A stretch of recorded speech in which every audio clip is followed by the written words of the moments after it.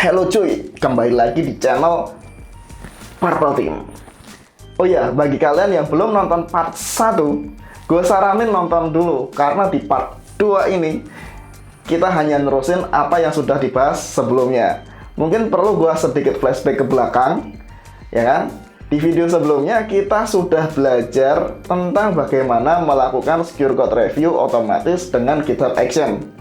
Nah, sekarang kita akan mengirimkan report hasil audit ke kolom komentar di pull request tentunya. Dengan begini, proses secure code review bisa 100% berjalan otomatis. Nggak sabar kan? Yuk kita mulai. Jangan lupa untuk subscribe channel ini dan bunyikan loncengnya agar kalian tidak ketinggalan video-video terbaru selanjutnya. Video ini disponsori oleh PT Kode Keamanan Indonesia. Bagi kalian yang tertarik belajar cybersecurity tingkat lanjut, bisa banget ikut kursus Xcode Training. Selain belajar simulasi serangan, kalian juga akan belajar memperkuat postur keamanan loh. Link pendaftaran udah gua taruh di deskripsi. Oke cuy, pertama gua akan melengkapi step-step dari workflow sebelumnya agar lebih good looking ya. Terus gue akan tambahin di step terakhir, yakni untuk menulis komentar. Mungkin kita langsung aja dah ngodingnya.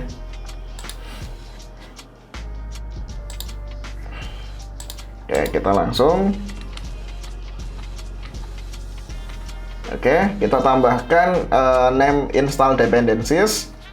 Kemudian di bagian ini, ya kan, kita tambahkan aja namingnya itu run npm audit. Nah, sekarang kita akan nambahin step terakhir. Kita kasih nama mungkin apa ya? Nah, ini aja, publish report ya kan. Nah, seterusnya kita harus ini nambahin environment variable. Alasannya karena ketika kita mau publish suatu komentar menggunakan GitHub API, biasanya kita harus menggunakan yang namanya personal access token. Nah, makanya kita harus set di sini nih. Oke, kurang lebih kayak gini. Nah, jadi ini kita baru nambahin step terakhir ya. Tapi di sini perintah run-nya apa kita belum buat gitu kan. Jadi kita isi aja titik-titik dulu dah. Oke. Nah, setelah ini sepertinya kita harus bikin script untuk mengconvert dari npm audit nanti ke bentuk tulisan komentar. Nah, yang pertama kita harus redirect hasil outputnya ke report.json ya. Nah, kemudian di bagian ini kita harus tambahkan flag JSON. Gunanya buat apa? Sebenarnya ketika kita menggunakan npm audit, di sini ada banyak karakter-karakter yang mungkin istilahnya nggak bisa kebaca gitu loh. Karena ini kan ada encoding, kalau nggak salah ASCII ya, lupa gua nama istilahnya. Nah, jadi ini kan ada banyak karakter tuh di bagian ini. Nah, setahu gua itu di GitHub komentar ya. Jadi komentar di GitHub itu ada maksimal karakternya. Cuman gua lupa berapa. Mungkin kalian bisa cek sendiri sih. Nah, jadi kita nggak perlu nih garis-garis yang kayak gini nih.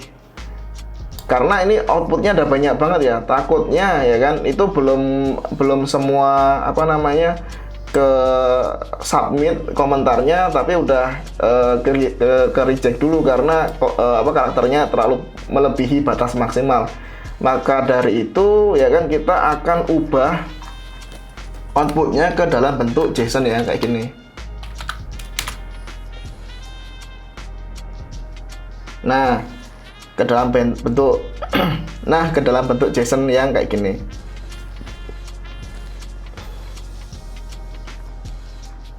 Nah, setelah kita tahu nih ternyata output JSON-nya kayak gini. Nah, fungsi dari kurung besar, kurung kecil, kurung besar ya ini.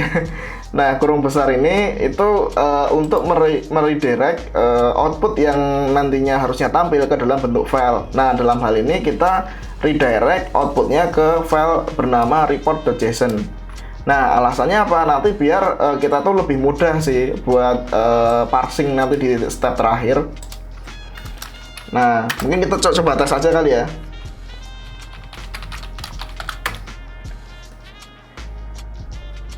Nah, ini kan bisa kalian lihat bahwa file baru di sini terbuat namanya report.json, tadi nggak ada ya. Nah, pas dilihat isinya kayak gini, ya kan?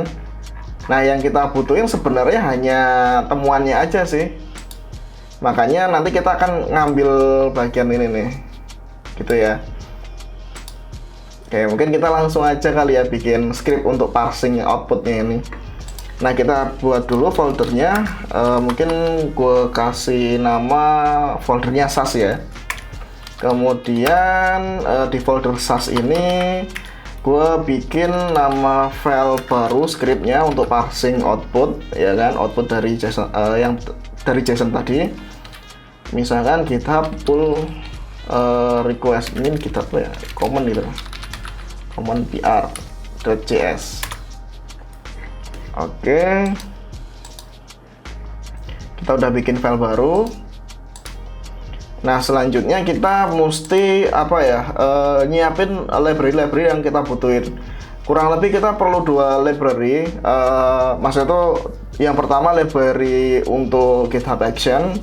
Nah, sama yang kedua itu library OctoKit. Kalau nggak salah OctoKit ini gunanya untuk memanggil API dari GitHub sih. Sedangkan kalau GitHub Action nanti kita apa ya, kayak bisa manggil-manggil ini konteks dari PR-nya itu informasinya apa aja. Nah, mungkin langsung aja lah ngoding gitu kan, daripada nanti bingung kalian. Ya. Untuk dokumentasi udah gua siapin, yaitu di sini ada dua ini, ada 2 tab ya kan. Yang di bagian ini OctoKit ya kan. OctoKit ini nanti buat manggil fitur-fitur API GitHub ya. Nah, kalau yang satunya ini itu library untuk apa namanya, bikin script-script yang nanti dijalanin di GitHub Action. Nah, yang pertama kita harus nyiapin namanya library itu actions _core ya, sama actions GitHub. Mungkin kita siapin dulu. Kita balik ke terminal. Mungkin yang ini aja deh. Nah ini. Kita balik ke folder sebelumnya. Kita tambahkan library yang tadi.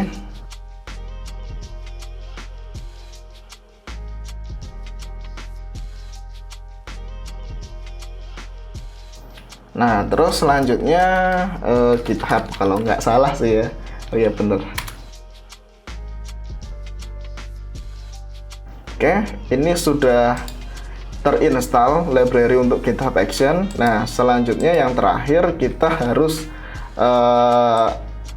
set juga library yang untuk OctoKit ya.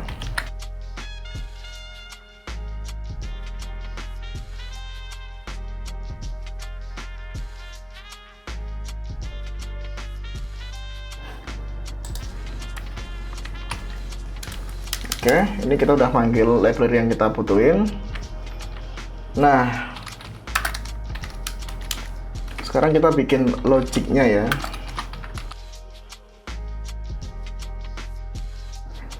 Pertama kita ambil dulu nih environment variabelnya yang untuk ambil GitHub token ya.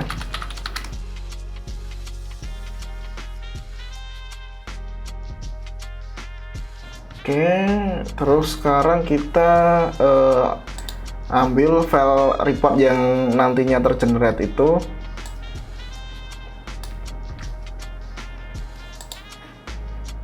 Oh ya, kita harus import dulu.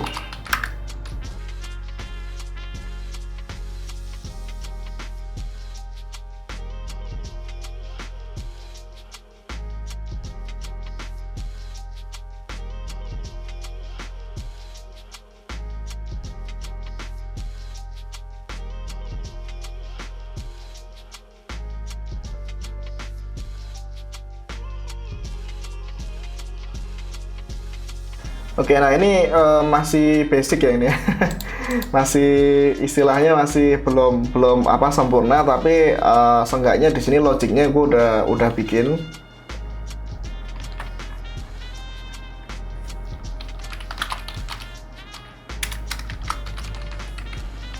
Oke. Nah, kurang lebih mungkin gue jelasin dulu ya dari awal sampai akhir.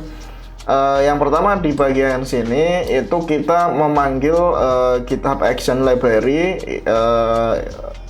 yang apa ya, yang namanya core ya kan. Kemudian kita manggil juga GitHub Action Library yang kedua, ya kan, kita kasih nama variabel GitHub. Kemudian yang ketiga, baris yang ketiga di sini, gua niatnya adalah untuk manggil library OctoKit ya kan. Nah, kemudian ya yang keempat di sini gua manggil library file system. Nah, file system ini gue pakai karena apa? Karena di step yang ini ya kan, kita kan meredirect output JSON ke dalam file bentuk report.json. Nah, tujuannya di sini adalah ketika gue mau ngambil report.json, berarti kan gue harus ngambil file dulu, gue baca isinya, nanti gue parsing, gue bentuk sedemikian rupa, dan nanti akan gue masukkan ke kolom komentar. Nah, makanya di sini gue harus ngambil file report.json-nya dulu nih, gitu. Nah, setelah ini diambil ya kan, nah di sini gue deklarasi konteks dari GitHub. Gunanya apa? Biar gue bisa dapetin data informasi pull request ya kan. Karena apa? Karena gue mau dapetin pull request numbernya. Karena untuk bikin komentar gue harus tahu pull request numbernya berapa gitu. Jadi komentarnya itu nggak nyasar ke PR yang lain. Jadi makanya di sini gue perlu manggil ini nih, gitu. Nah, sedangkan body ini itu adalah isi komentarnya. Nah, ya bisa aja sih kita langsung masukin hasil reportnya ini ke sini, tapi nanti bentuknya JSON yang sangat tidak manusiawi untuk dibaca secara mata telanjang. Makanya nanti kita perlu parsing dulu nih. Nah, di sini kayaknya gue perlu bikin function parsing, report parser gitu ya. Nah, di sini npm report. Nah, kurang lebih kayak gini. Terus kita buat isinya dulu.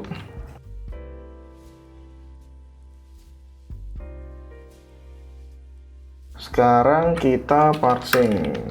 Oh ya, ini gue mesti ngambil data apa nih?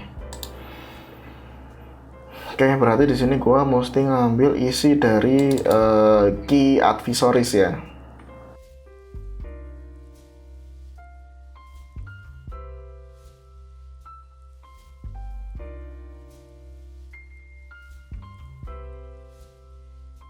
Oke, berarti ini severity ya, severity. Terus ini ada vulnerability name-nya. Mungkin gue bikin aja sih kayak gini.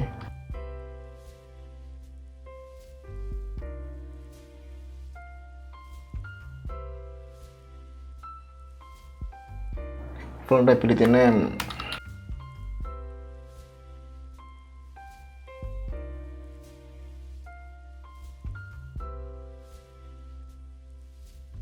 Terus apalagi nih, package ya.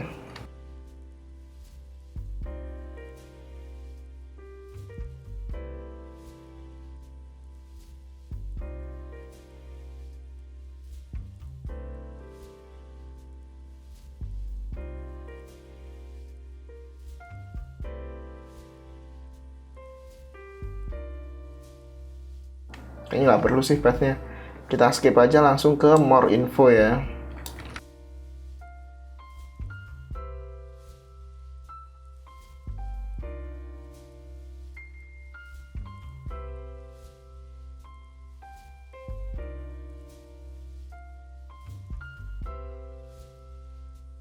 Nah, terus untuk di bagian sininya kita harus ini sih kasih sintak apa sih namanya, kayak mungkin GitHub elemen kali ya.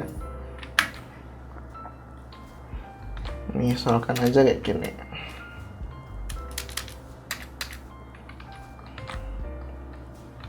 npm audit report, ini pesan yang nanti jadi komentar ya.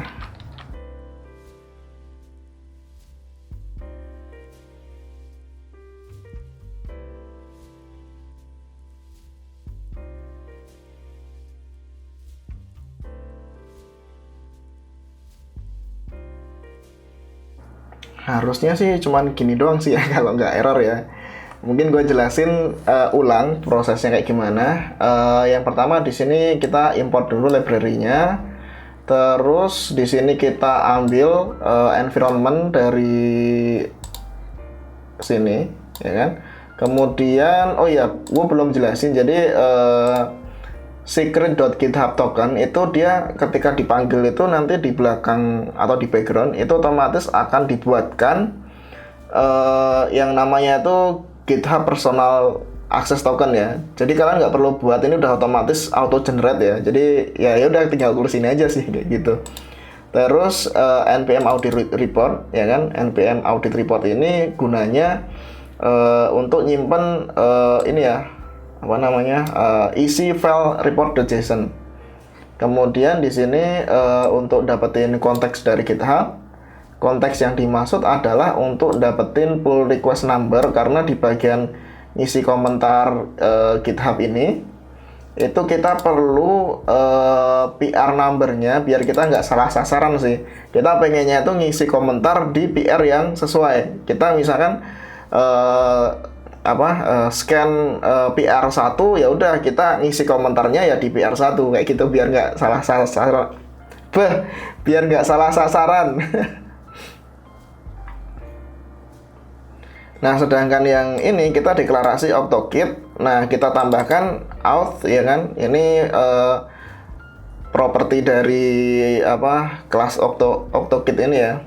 Nah, itu kita tambahkan GitHub token. Jadi si octokit ini perlu autentikasi dengan menggunakan GitHub token kita ya. Nah, terus apa lagi ya? Nah, di bagian ini itu buat nge-create comment ya. Create comment di PR yang kita audit gitu kan. Nah, di sini pesannya sih. Nah, kenapa perlu diberikan elemen ini, biar itu ada fitur expand gitu loh. Jadi biar nggak langsung full sampai ke bawah, biar nanti itu bisa di-expand. Ini belum ku tambah ini penutupnya.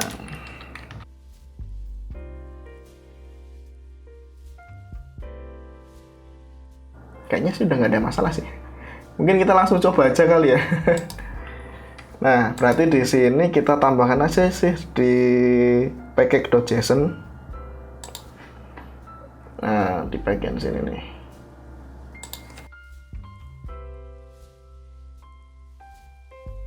Nah, terus kita tambahkan di bagian sini npm run sca. Harusnya sih udah bener ya, tapi kita coba dulu dah. Semoga aja nggak error ya.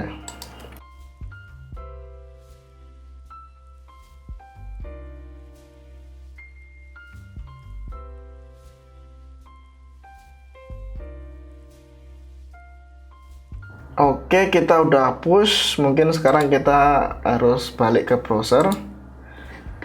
Kita cek GitHub-nya.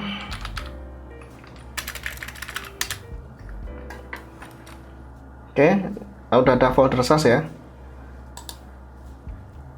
Kita cek lagi. Oke, ini udah bener. Semoga aja nggak error.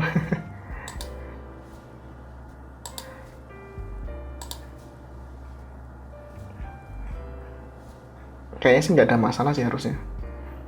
Mungkin waktunya kita coba ya. Untuk nyobanya kita langsung saja bikin branch baru. Mungkin tes sca auto command pr. Wah, panjang banget nama branchnya. Kita check out.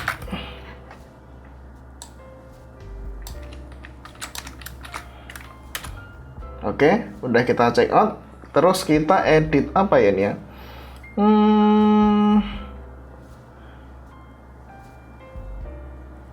Oh, biasa nama ini aja, nama app-nya. Nah, kayak gini aja kita edit. Terus kita push ini ya. Kita akan push.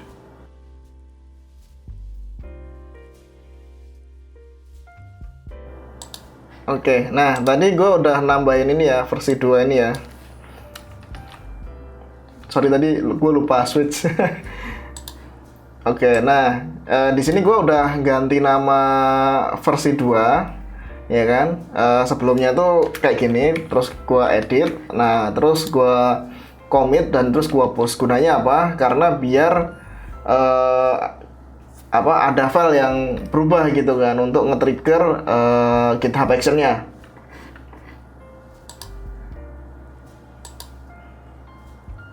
Nah, di sini gue bikin PR dulu. Balik ke browser ya. Nah, ini gue bikin PR dulu.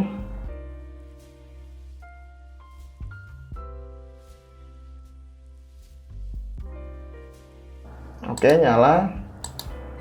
Kita cek, pastiin nggak ada kendala ya.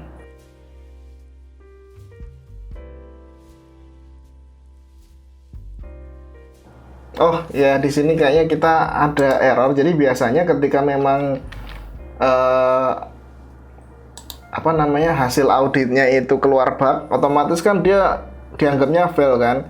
Nah, ketika ini fail, maka step selanjutnya itu nggak bakal keeksekusi. Jadi kita harus nambahin parameter di GitHub Action YAML tadi ya.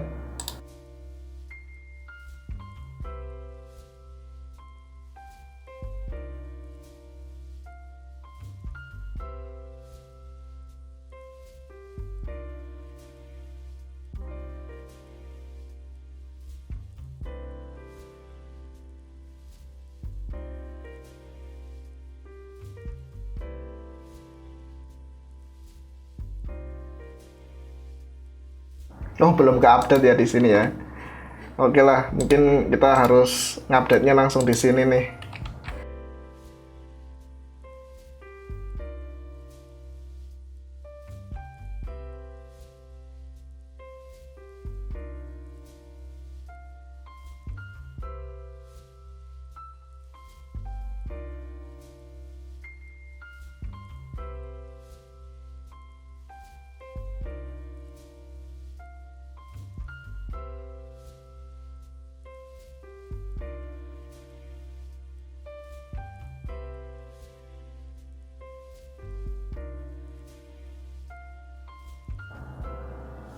Oh, ini kayaknya nggak masuk ini. Apa tokennya? Mungkin gua harus ganti kali variabelnya.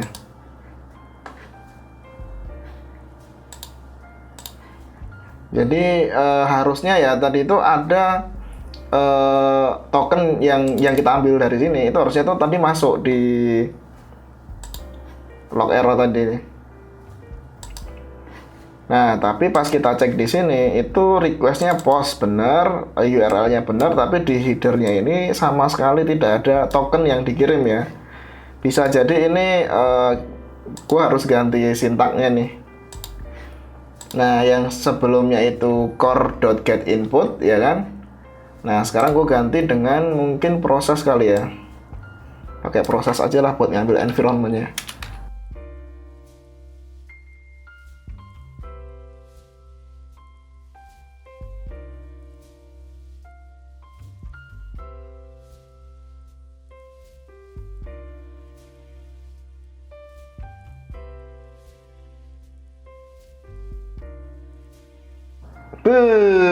Mantap nih. Cuman kayaknya masih belum sempurna deh. Harusnya di sini itu nggak kayak gini nih. Harusnya itu bentuknya itu lebih ada kotakan itu loh. Harusnya ada kotakan.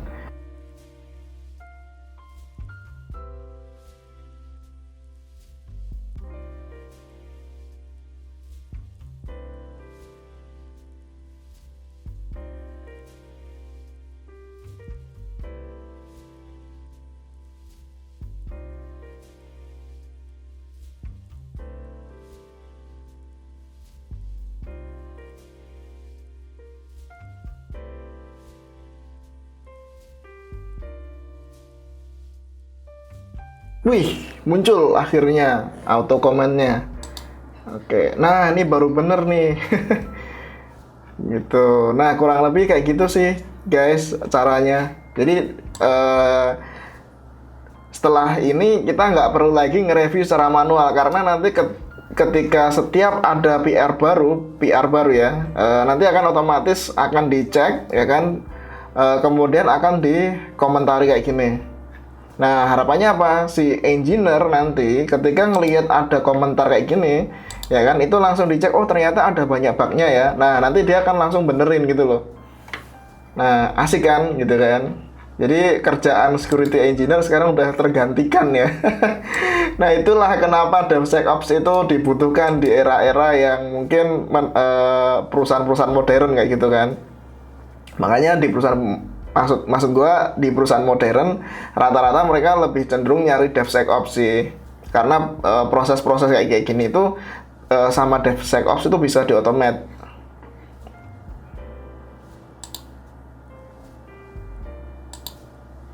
Gitu. Nah, kita switch lagi nih buat ngomongin hasil akhir codingan tadi. Oke, nah ini hasil akhir codingan yang udah jalan ya. Jadi hampir sama kayak yang tadi. Di bagian sini itu buat import library yang kita butuhin. Kemudian ini untuk parsing ya kan. Kemudian di bagian sini itu untuk ngambil apa namanya GitHub token di environment. Lebih tepatnya kita ngambil GitHub token dari sini ya kan. Kemudian di bagian sini kita buat baca file report.json yang tergenerate di bagian step yang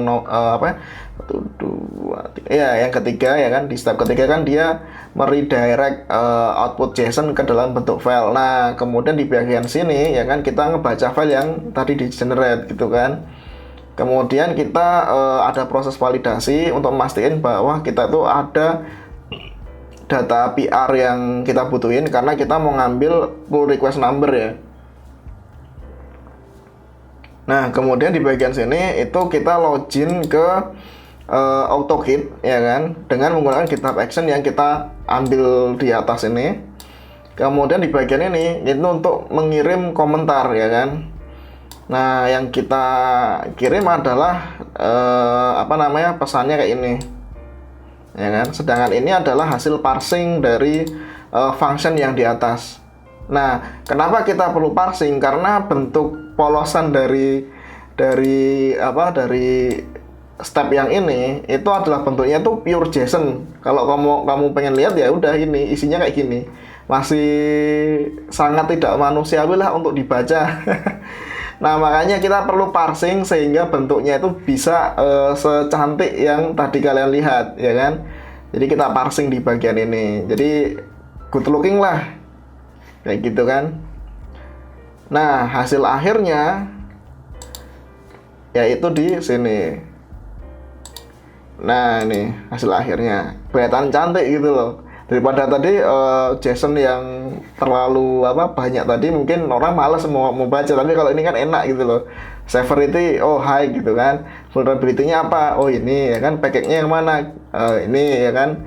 Di patch di versi berapa? Oh di versi ini kayak gitu. Info lebih detail di mana? Ya itu di sini. Asik kan gitu kan. Jadi software engineer sekarang itu jadi setiap ngoding ada keliru langsung nanti auto ini ya. Auto bully ya kan? Dengan GitHub Action ya kan gitu. Oke, paling itu aja sih guys. Thank you banget. Mungkin sorry banget tadi ada banyak problem ya kan, tapi at least setelah 6 kali percobaan ya ini setelah 6 kali percobaan 7 kali percobaan pada akhirnya ya udah kurang lebih berhasil gitu. Nah, mungkin request teman-teman terkait kayak gimana sih Mas kalau audit di PHP atau mungkin secure code review di PHP atau secure code review di Python. Nah, mungkin di video setelah ini ya kan kita akan bahas itu.